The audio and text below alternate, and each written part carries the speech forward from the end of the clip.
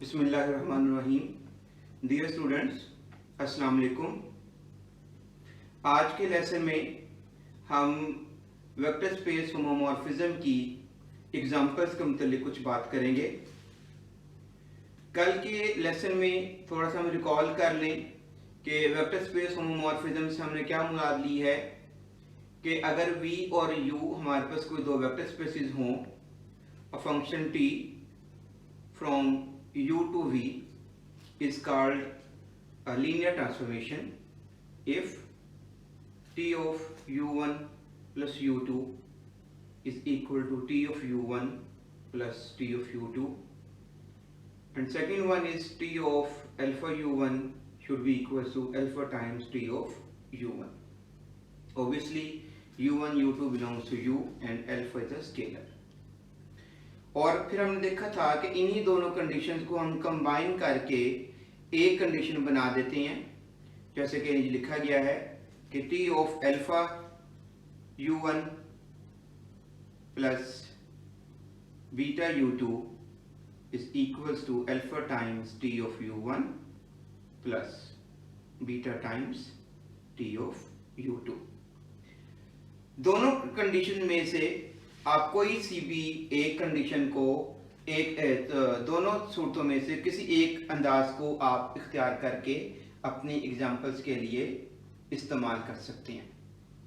अब example number 1 देखिएगा कि the identity map defined over a vector space V over field F is a linear transformation. That is, हम जानते हैं कि आइडेंटिटी मैप कब डिफाइन होते हैं। यहाँ पे चलें ये भी साथ बात हो जाए। आइडेंटिटी मैप हमेशा हम उस वक्त डिफाइन कर सकते हैं जब डोमेन और को डोमेन के अंदर एक ही तरह के सेट हों।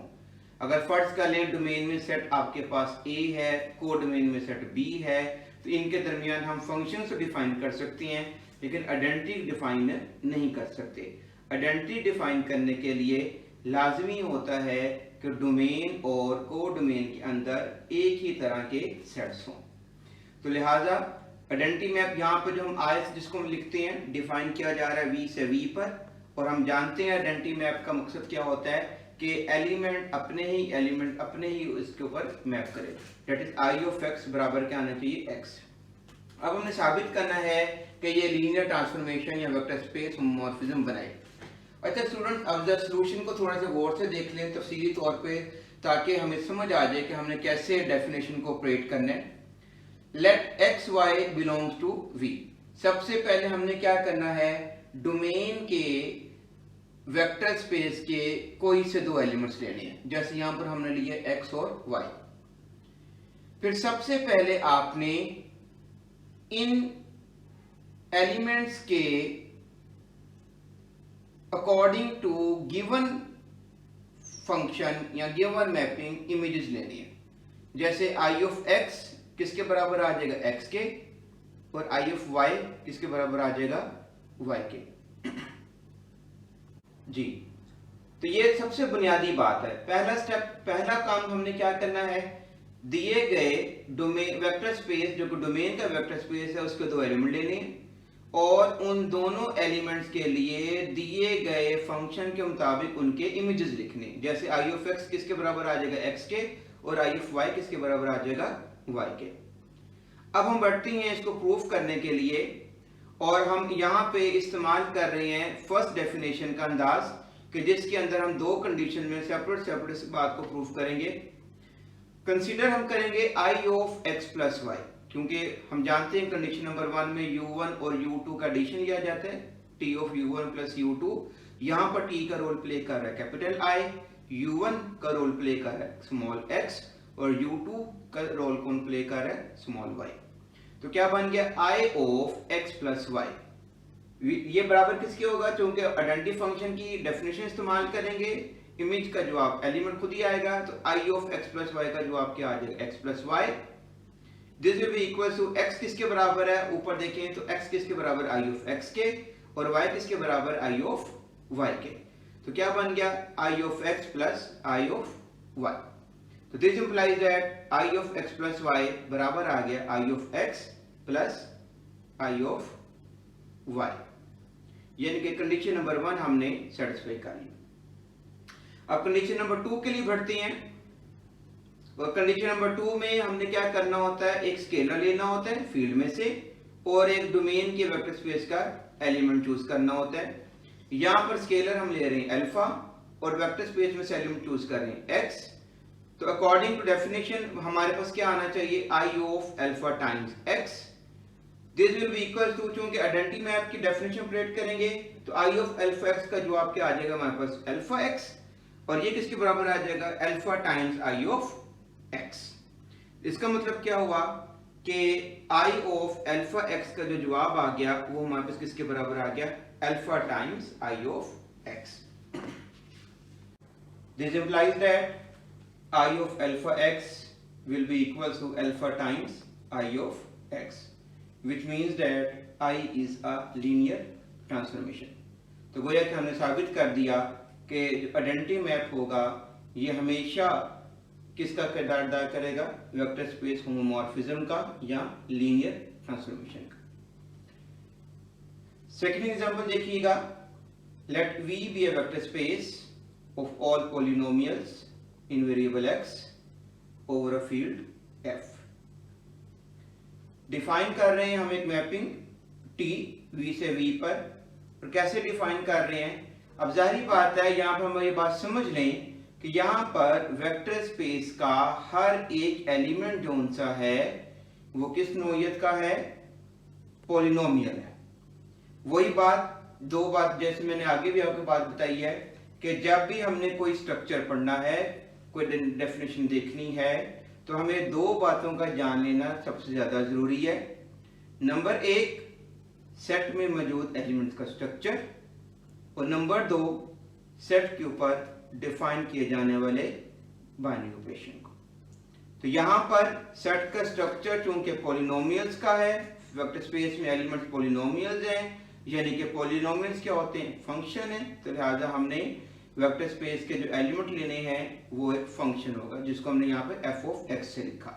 तो t of f of x किसके बराबर आ गया, f डैश ऑफ x के, यानी कि पॉलिनोमियल का डेरिवेटिव। और आपने साबित ये करना है कि ये जो फंक्शन है इस वेक्टर स्पेस के ऊपर ये भी लीनियर ट्रांसफॉर्मेशन है। फिर सॉल्यूशन की तरफ आए। पहला काम हमने क्या करना है कि डोमेन के वेक्टर स्पेस के कोई से हमने दो एलिमेंट लेने हैं। हमने यहाँ पे एलिमेंट कौन से लिए, let f and g belongs to v। अब सबसे पहले हमने इन दोनों जो एलिमेंट्स लिए हैं वेक्टर स्पेस v में से according to given definition of the function हमने इनके इमेजेस कैलकुलेट कर लिए। तो t of f of x का आंसर क्या आ जाएगा, f डैश ऑफ x, और t of g of x का आंसर क्या आ जाएगा हमारे पास, g डैश ऑफ x। याद रखिएगा पहला काम आपने यही करना है, जब भी आपने कोई लीनियर ट्रांसफॉर्मेशन या वेक्टर स्पेस होमोमॉर्फिज्म को साबित करना है तो सबसे पहला काम हमने क्या करना है कि डोमेन की वेक्टर स्पेस के आपने दो एलिमेंट्स आर्बिट्रेरी चूज करने हैं और उन दोनों एलिमेंट्स की आपने according to given mapping images calculate कर लेनी है। जैसे पिछले एग्जांपल में हमने x और y के सबसे पहले इमेजेस कैलकुलेट किए, इसी तरह से यहाँ पर हमने f और g के इमेजेस कैलकुलेट किए। तो f का इमेज अंडर t क्या आएगा, f प्राइम ऑफ x, और g का इमेज अंडर t क्या आएगा, g प्राइम ऑफ x। अब हम बढ़ते हैं अपनी कंडीशंस की तरफ जो ट्रांसफॉर्मेशन को साबित करने के लिए है। पहली कंडीशन एडिशन से रिलेटेड है, तो लिहाजा हमने क्या लिया, t of f plus g, और अकॉर्डिंग अब इसके ऊपर जब हम मैप ऑपरेट करेंगे, इमेज लेंगे, तो इमेज क्या बनेगा हमारे पास, f प्लस g होल का प्राइम।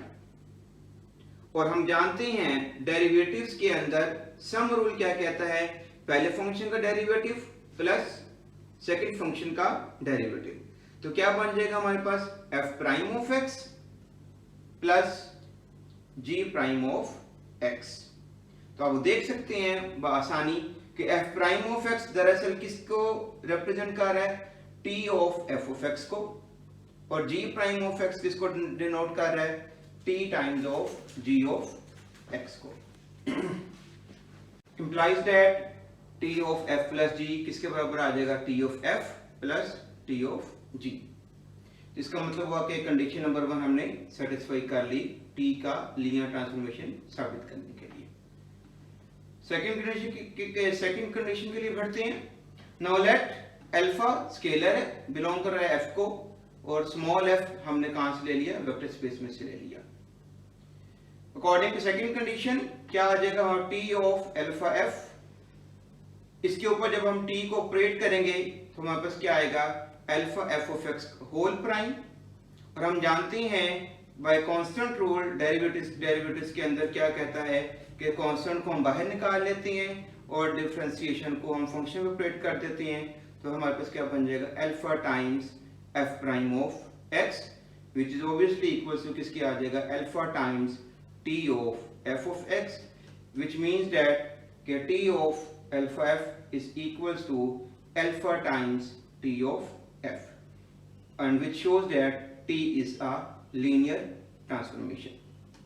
तो इन दो एग्जांपल से हमने क्या बात सीखी कि हमने किस तरह से दिए गए मैप को वेक्टर स्पेस होमोमॉर्फिज्म या लीनियर ट्रांसफॉर्मेशन साबित करना है। तो क्या मेथड है, सबसे पहले काम हम क्या करेंगे कि डोमेन की दी गई वेक्टर स्पेस के हम दो एलिमेंट्स आर्बिट्रेरी चूज करेंगे और फिर उन एलिमेंट्स की, उन मेंबर्स की according to given mapping images calculate कर लेंगे। ये है स्टेप नंबर 1। स्टेप नंबर 2 क्या है, कंडीशन नंबर 1 जो डेफिनेशन की है हमने उसको सेटिस्फाई करना है। उसके मुताबिक हमने एडिशन के लिए जाना है, जैसे हम यहां पर आए थे एग्जांपल नंबर 2 में आप देख सकते हैं। तो हमने क्या लिखा था, t of f plus g, और फिर हमने इसके बाद इसका इमेज लिया तो वो हमारे पास क्या आ गया, f प्लस g होल का प्राइम। और हम जानते हैं सम रूल ऑफ डिफरेंशिएशन के मुताबिक दोनों फंक्शंस का हम डेरिवेटिव सेपरेट कर सकते हैं, सेपरेट कर सकते हैं। तो f prime of x plus g prime of x आ गया था और उसके बाद हमने इसको सॉल्व कर लिया। तो यहां से हमें मालूम पड़ा कि एडिशन की जो कंडीशन है इसके लिए ट्रू हो गई। इसी तरह से सेकंड कंडीशन के लिए हमने क्या करना है कि एक स्केलर लेना है फील्ड में से, जहां जैसे कि हमने यहां पर अल्फा लिया, और एक वेक्टर स्पेस का एलिमेंट लेना है जो कि हमारे पास f है। अब according to second condition format के मुताबिक बनाना है हमने सूरत हाल को, तो हमारे पास क्या बन जाएगा, t ऑफ अल्फा f। अब जब हम इसको सॉल्व करेंगे तो हम जानते हैं इमेज क्या आ जाएगा, alpha prime, alpha f of x prime whole का प्राइम आ जाएगा। और अब यहाँ पे हम यूज करेंगे कांस्टेंट रूल, जो डिफरेंशिएशन के लिए हम कांस्टेंट वाला रूल पढ़ते हैं। अकॉर्डिंग टू दैट रूल हमारे पास क्या होता है कि अल्फा बाहर आ जाता है और डिफरेंशिएशन को हम फंक्शन भी ऑपरेट कर देते हैं। तो हमारे पास क्या बन जाएगा, alpha times f prime of x, which is obviously equal to हमारे पास क्या आ जाएगा, alpha times t of f। तो इस तरह से हमारे पास t जोन सा हुआ वो क्या बन जाएगा, लीनियर ट्रांसफॉर्मेशन। तो बेसिकली कुल मिलाकर कितने स्टेप बने हमारे पास, 3 स्टेप्स बने। स्टेप नंबर 1 रिकॉल कर लें ताकि अच्छी तरह से ज़हन नशीन हो जाए ये बात कि दिए गए डोमेन के वेक्टर स्पेस के दो एलिमेंट्स लें और अकॉर्डिंग टू गिवन मैप उनके इमेजेस कैलकुलेट कर लें। स्टेप नंबर 2, अब आपने एडिशन की कंडीशन को सेटिस्फाई करने के लिए प्रोसेस करना है। और स्टेप नंबर 3 आपने स्केलर मल्टीप्लिकेशन की जो सेकंड कंडीशन बनती है उसको प्रूफ करने के लिए आपने प्रोसेस करना है। तो इन 3 स्टेप्स को करने से हम आखिर में ये नतीजा निकाल लेते हैं। अगर सेकंड कंडीशन और थर्ड कंडीशन सेटिस्फाई हो जाएं तो हम फिर कहते हैं कि ये दिया गया मैप हमारे पास वेक्टर स्पेस होमोमॉर्फिज्म बना रहा है।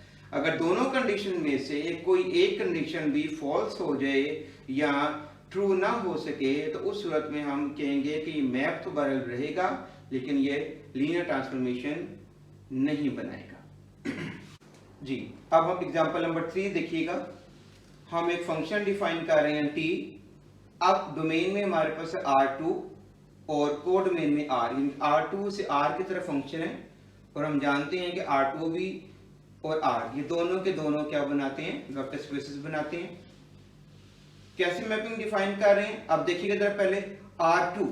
R2 के अंदर हमारे पास कैसा एलिमेंट होते हैं, कैसे एलिमेंट होते हैं, ऑर्डर्ड पेयर्स होते हैं, ठीक है जी।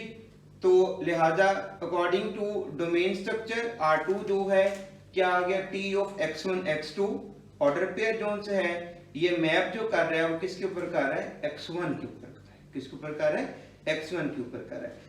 याद रखिएगा होमोमॉर्फिज्म चाहे वो ग्रुप्स के अंदर है, वेक्टर स्पेसेस के अंदर है, रिंग्स के अंदर है या किसी और अलजेब्रिक स्ट्रक्चर के अंदर है, सारी की सारी बात उस वक्त फायदेमंद होगी जब हमें फंक्शन की जो डिफाइनिंग है, मैपिंग का जो स्ट्रक्चर है वो बिल्कुल सही तौर पे समझ में आ जाए। और इस बात की बुनियाद बनती है कि हमें दिए गए स्ट्रक्चर जो डोमेन और कोडोमेन में है उनके मुतालिक मुकम्मल तौर पर आगाही हो। जैसे कि आपने देखा था लास्ट एक्सरसाइज में, लास्ट एग्जांपल में हमारे पास पॉलिनोमियल्स के वेक्टर स्पेस थी और हम जानते हैं पॉलिनोमियल्स दरअसल एक फंक्शन होते हैं, तो लिहाजा हमने वहां पर मैपिंग में फंक्शंस को इस्तेमाल किया।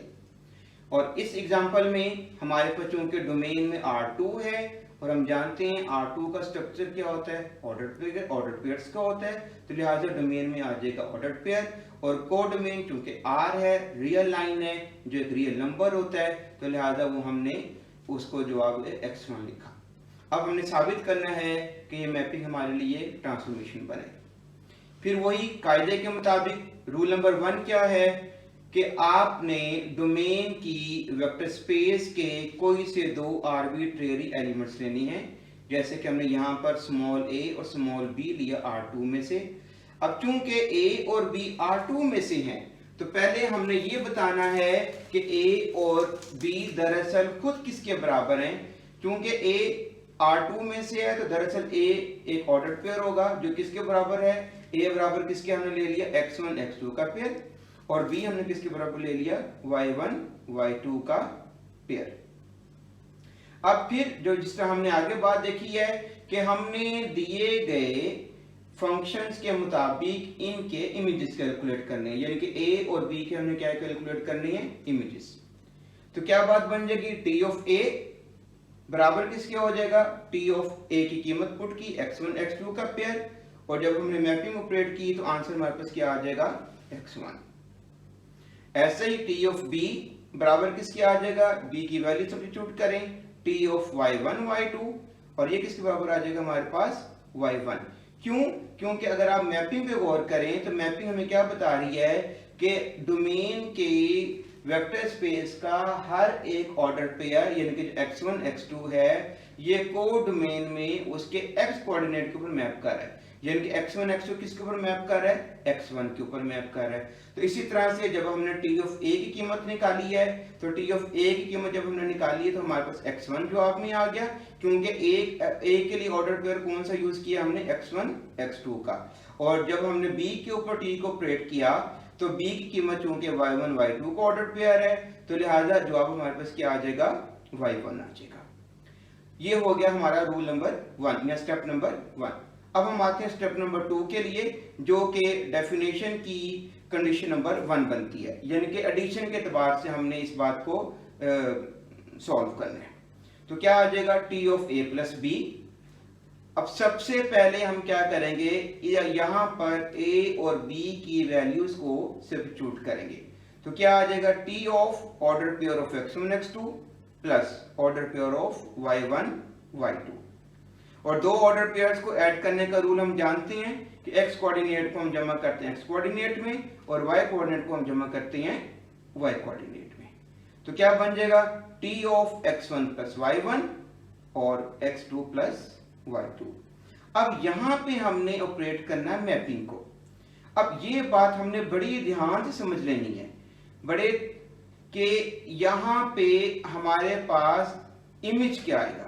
हमने वापस फंक्शन की तरफ जाना है, दिए गए फंक्शन की तरफ जाना है और गौर करना है कि दिए गए फंक्शन में इमेज किसके बराबर आ रहा है। तो अगर आप गौर करें तो हमारे पास क्या है कि t ऑफ x1 x2 किसके बराबर आ रहा है, x1 के। क्या मतलब हुआ कि ऑर्डर्ड पेयर को हम मैप कर रहे हैं उसके x कोऑर्डिनेट पे कोडोमेन में। अब इधर आ जाएं तो टी ऑफ हमारे पास क्या है, x1 plus y1 x2 plus y2। तो यहां पर देखिएगा ऑर्डर पेयर का x कोऑर्डिनेट कौन सा है, x1 प्लस y1, और y कोऑर्डिनेट कौन सा है, x2 प्लस y2। तो अकॉर्डिंग टू गिवन फंक्शन जो हमें रूल बताया गया है, इमेज किसके बराबर आ जाएगा, x1 प्लस y1। और आप जानते हैं x1 दरअसल किसके बराबर है, t ऑफ a के, और y1 किसके बराबर है, t ऑफ b के। तो कुल मिलाकर क्या नतीजा मिला हमारे पास कि t of a plus b किसके बराबर आ गया, t of a plus t of b, जिसका क्या मतलब है कि हमारी डेफिनेशन की जो कंडीशन नंबर 1 है वो क्या हो गई है, सेटिस्फाई हो गई है। अब हम बढ़ते हैं अपनी सेकंड कंडीशन के लिए। सेकंड कंडीशन जो कि स्केलर मल्टीप्लिकेशन से रिलेटेड है, जिसके लिए हम एक एलिमेंट कहां से लेते हैं, फील्ड में से, इनके स्केलर लेते हैं। यहां पर हमने वो लिया अल्फा। नाउ क्या लिख रहे हैं, now let alpha belongs to F, a belongs to R2 जो कि डोमेन का एलिमेंट है, और हम जानते हैं डोमेन हमारे पास कौन है, R2 की वेक्टर स्पेस है। वेयर उसी तरह से स्मॉल a किसके बराबर होगा, ऑर्डर पेयर है कौन सा, x1 x2। According to second condition consider t of alpha a बराबर आ जाएगा t ऑफ, अब पहले हम a की वैल्यू पुट करेंगे, अल्फा टाइम्स x1 x2 का pair, this will be equals to t of, अब अल्फा को पहले हम अंदर ऑपरेट करेंगे तो ऑर्डर पेयर क्या बन जाएगा, अल्फा x1 अल्फा x2। अब फिर वही बात, अब यहां पर हमने इसका इमेज लेना है। अब इमेज के मुताबिक वो कहता है कि ऑर्डर पेयर को आपने मैप करना है उसके x कोऑर्डिनेट पे, तो यहां पे x कोऑर्डिनेट कौन सा बन जाएगा, अल्फा x1।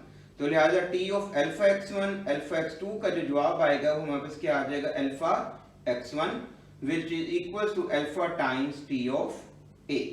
तो कुल मिलाकर क्या बात आई हमारे सामने कि t of alpha a is equals to हमारे पास क्या आ गया, alpha times t of a, जिसका मतलब क्या हुआ कि डेफिनेशन की जो कंडीशन नंबर 2 है ये भी हमारे पास क्या हो गई है, सेटिस्फाई हो गई है, which means that t is a linear transformation। तो इस तरह से आप कोई भी दो वेक्टर स्पेसेस के दरमियान दी गई मैपिंग को चेक कर सकते हैं कि क्या वो लीनियर ट्रांसफॉर्मेशन है या नहीं। जी, अब हम एक इसकी काउंटर एग्जांपल भी स्टडी करते हैं कि कौन सा मैप जो सा है ट्रांसफॉर्मेशन या लीनियर ट्रांसफॉर्मेशन या वेक्टर स्पेस होमोमॉर्फिज्म एस्टैब्लिश ना करे। देखिएगा जरा, लेट टी R क्यूब से R पर, यानी कि अब डोमेन में हमने ले लिया R3, और हम जानते हैं R3 इनके 3 डायमेंशनल वेक्टर स्पेस है। यहाँ पर हर एक एलिमेंट कैसा होता है, ट्रिपलेट होता है, यानी कि उसके 3 कोऑर्डिनेट्स होते हैं।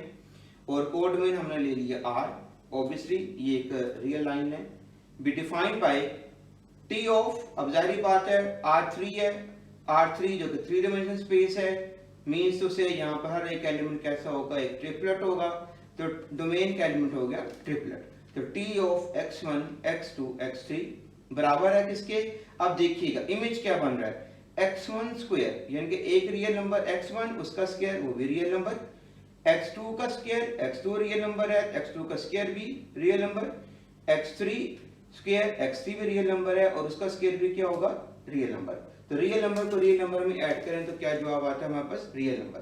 तो मीन्स तो से x1 square plus x2 square plus x3 square ये भी हमारे पास क्या होगा, एक रियल नंबर होगा। यानी कि मैप क्या बता रहा है कि ट्रिपलेट को आपने मैप करना है उनके x, y और z कोऑर्डिनेट्स का स्क्वायर लें और उनको आपस में क्या कर दें, ऐड कर दें। अब हम चेक करते हैं कि क्या ये वाला t जो फंक्शन है क्या ये लीनियर ट्रांसफॉर्मेशन बनाता है R3 से R पे या नहीं। अब याद रखिएगा कि जब भी हमने किसी चीज को प्रूफ करना होता है तो हमने उस चीज को साबित करना होता है कि वो चीज ट्रू है तमाम के तमाम एलिमेंट्स के लिए। और अगर हमने जब कोई काउंटर एग्जांपल देनी होती है तो फिर हमने कोई एक ऐसा मुकाम तलाश कर लेना होता है जहां पर डेफिनेशन जोन सी है वो फुलफिल ना हो। तो ये है काउंटर, किसी चीज को काउंटर एग्जाम्पल के तौर पे साबित करने का अंदाज। जब कभी, रिपीट कर रहा हूं इस बात को, कि जब कभी हमने किसी बात को साबित करना है तो साबित करने के लिए हमने आर्बिट्रेरी शक्ल में चलना होता है और चीज को ट्रू करना होता है for all elements of that particular structure. जबकि काउंटर के लिए सिर्फ इतना ही करना काफी है कि हमने पूरे सिनेरियो में से कोई एक ऐसा मुकाम तलाश कर लेना है जहां पर हमारा डेफिनेशन जोन सी है वो फुलफिल ना हो। जैसे कि इस केस में देखिएगा, R3 के मैंने दो एलिमेंट्स चूज किए A और B, और यहां पर A भी मैंने ट्रिपलेट ले लिया 1 0 0, इनके x कोऑर्डिनेट 1 है, y और z कोऑर्डिनेट 0 है। ऐसे ही हमने B ले लिया, B का भी जो ट्रिपलेट है उसमें भी हमने x कोऑर्डिनेट 1 ले लिया और y कोऑर्डिनेट और z कोऑर्डिनेट हमारे पास क्या है, 0। फिर अकॉर्डिंग टू रूल 1 या स्टेप 1 हमने इनकी दिए गए फंक्शन के मुताबिक इमेजेस कैलकुलेट करने हैं। तो t ऑफ a किसके बराबर आ जाएगा, t ऑफ 1 0 0 का triplet, which is equals to अब x1 का स्क्वायर यानी कि 1 का स्क्वायर प्लस x2 का स्क्वायर यानी कि 0 का स्क्वायर प्लस x3 का स्क्वायर यानी कि 0 का स्क्वायर। तो क्या बन गया, 1 square plus 0 square plus 0 square which is equals to 1, क्योंकि 1 का स्क्वायर हम जानते हैं 1 होता है। ऐसे ही t ऑफ b के लिए t ऑफ b किसके बराबर आ गया, t ऑफ 1 0 0 का ट्रिपलेट। फिर मैपिंग ऑपरेट करेंगे, इमेज लेंगे इसका, तो 1 का स्क्वायर प्लस 0 का स्क्वायर प्लस 0 का square again is equal to 1। ये हो गया स्टेप नंबर 1। अब स्टेप नंबर 2 जो सा है, कंडीशन नंबर 1 के लिए हम जाएंगे जो कि एडिशन से रिलेटेड है। t of a plus b, t of a की वैल्यू पुट करेंगे 1 0 0 प्लस b की कीमत पुट करेंगे 1 0 0, और हम जानते हैं कि दो ट्रिपलेट्स कैसे ऐड होते हैं, x कोऑर्डिनेट में, y कोऑर्डिनेट में और z कोऑर्डिनेट को हम z कोऑर्डिनेट में ऐड करते हैं। तो क्या बन जाएगा, t ऑफ 1 प्लस 1 का आंसर 2, 0 प्लस 0 0, 0 प्लस 0 0, तो क्या आ जाएगा t ऑफ 2 0 0।